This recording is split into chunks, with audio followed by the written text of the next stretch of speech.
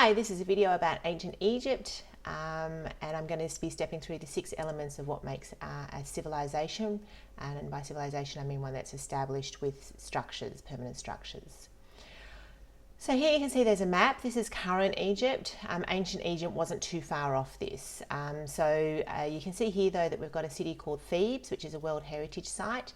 This was one of ancient Egypt's largest cities, and it was established sort of 2000 BCE. So we're talking a really old city. So ancient Egypt is a really old civilization, and you can see there that you've got Cairo, which is the current capital, and you can see this big river running through it.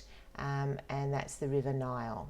So as we've talked about before, civilizations needed to establish themselves around water supplies, and the River Nile was the main one in Egypt, and that's where they established their large cities.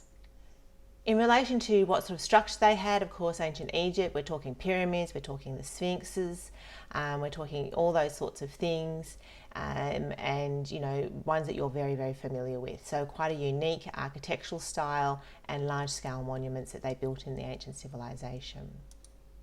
You've also probably heard of hieroglyphics. You can see here this is a wall that's got hieroglyphics carved into it, and so we do know that this was sort of established around 3000 BCE.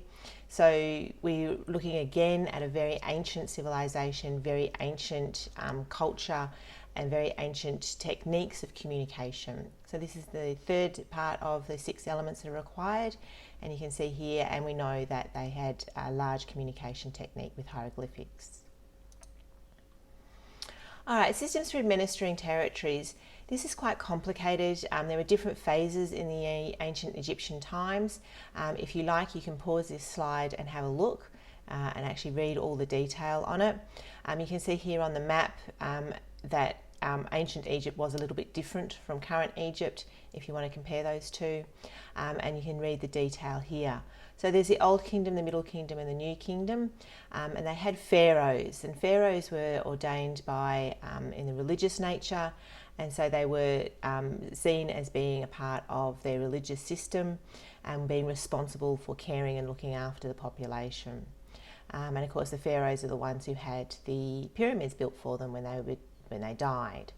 So again, they had quite a structure for administering their government and administering their people.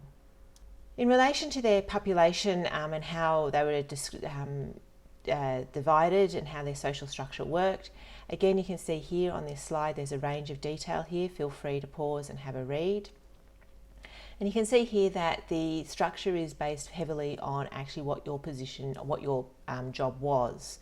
So you can see here that your pharaohs were at the top, visors, which is a fancy way of saying an advisor, you know, your priests, scribes, and then it moves through to slaves and servants.